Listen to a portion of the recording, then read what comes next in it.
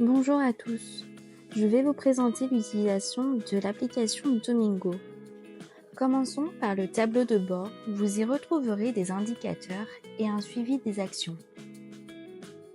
En haut à droite, vous retrouverez votre fiche de profil.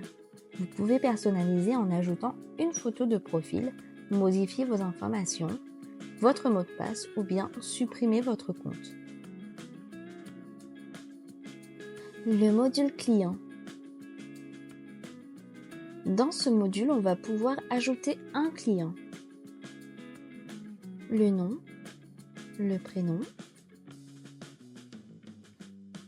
On va vous demander un titre. Une origine qui peut être donc un parrainage. Une visite sur votre site web.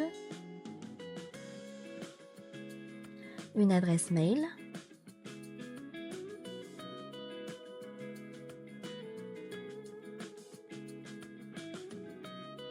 Un numéro de téléphone. Une adresse postale.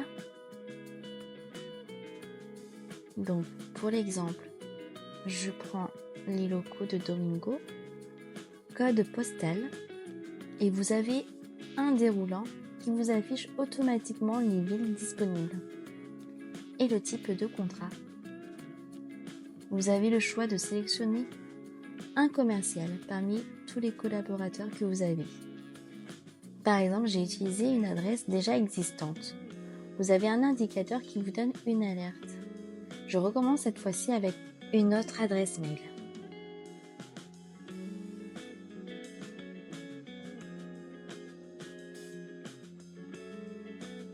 Hop, l'email, le numéro de téléphone, l'adresse postale.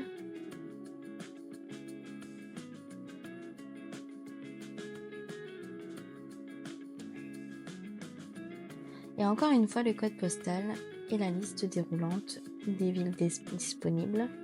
Donc une fois votre client créé, celui-ci se voit ouvrir automatiquement un espace client.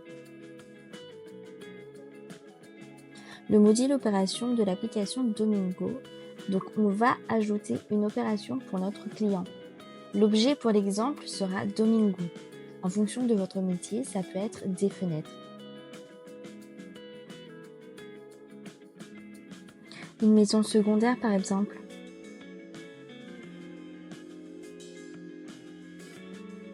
Vous avez le choix de mettre la même adresse que le client ou pas. Et un contact de l'opération qui peut être le client lui-même. Et pour ceci, il suffit d'appuyer sur ce petit bouton. On va donner une fonction à notre contact, qui peut être un dirigeant, un propriétaire ou une secrétaire. Hop, créer.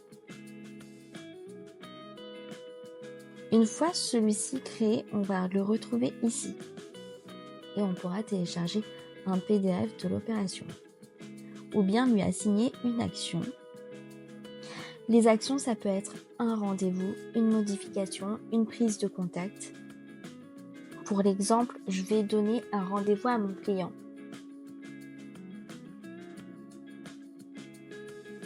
Une fois que l'action a été créée, le collaborateur désigné reçoit une notification.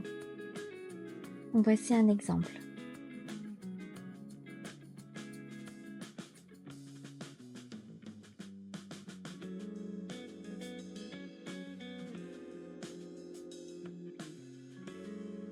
Vous allez toujours la retrouver en bas de page.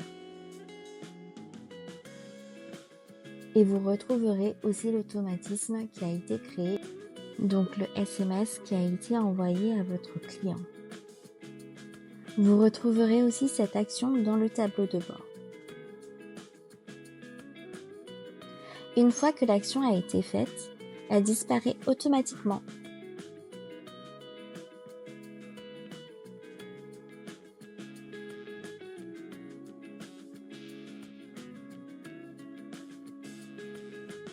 Donc, passons au module devis. Une fois votre rendez-vous fait, vous allez pouvoir ajouter un devis à votre opération. Alors, pour l'exemple, je mets Domingo, mais ça peut être bien sûr une porte d'entrée pour des photos de mariage ou un remplacement de frein. Tout ça en fonction de votre métier.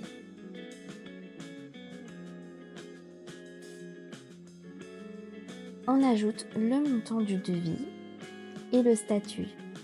Envoyé, remis au client, envoyé, refusé ou archivé. Ici, on vient sélectionner le devis. Et sur le côté, on peut ajouter d'autres documents. Une carte de visite, un document technique, un flyer, des promotions, etc. Une fois que le devis a été créé, on peut lui assigner aussi des actions, des relances à faire, l'envoyer, le modifier. Ici, je vais mettre le devis envoyé, ce qui va nous créer un automatisme, c'est-à-dire l'envoi du devis et l'envoi du SMS au client pour le prévenir de l'envoi de son devis par mail. Voici un exemple. Votre client peut accepter le devis, dans ce cas-là, on va le mettre en accepté. S'il refuse, sachez qu'il est automatiquement transféré sur une base de données, ce qui va vous permettre de recycler vos prospects. Quand le devis est accepté, il a automatiquement créé une commande pour celui-ci, pour laquelle on peut toujours assigner des actions. Une commande à faire, une modification à faire, un rendez-vous à prendre. Vous retrouverez en haut à droite l'espace finance.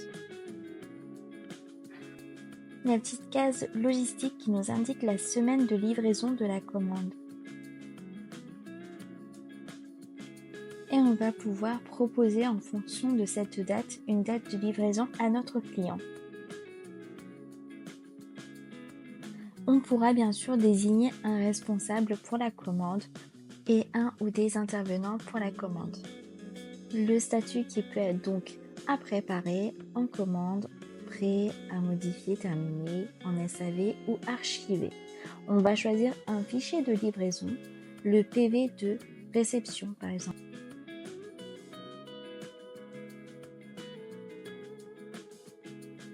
Une fois qu'on a validé, on retrouve bien sûr l'intervention sur le planning, avec la fiche commande ou la redirection automatique sur Google Maps. On va retrouver toujours les actions qui ont été entreprises et donc ici le SMS qui s'est envoyé automatiquement. Et on retrouve bien sûr la messagerie instantanée.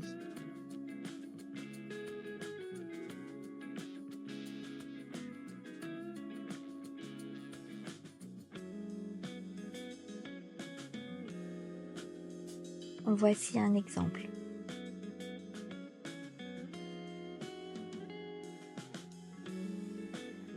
Tant que la commande n'a pas été acceptée par le client, elle est en rouge sur le planning.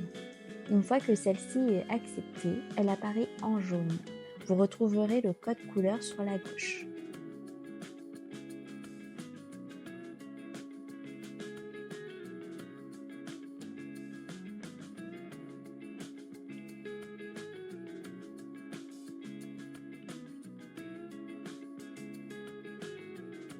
Vous retrouverez l'API de Google Maps.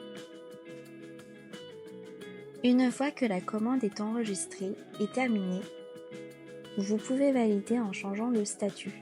Sur le calendrier, ça change la couleur pour du vert. Et votre client, lui, est invité à signer son PV de réception avec la redirection de son avis positif sur Google.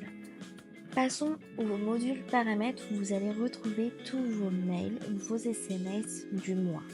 Vous pouvez ajouter des collaborateurs, modifier des informations sur votre entreprise, etc. Bonne utilisation à vous et à bientôt!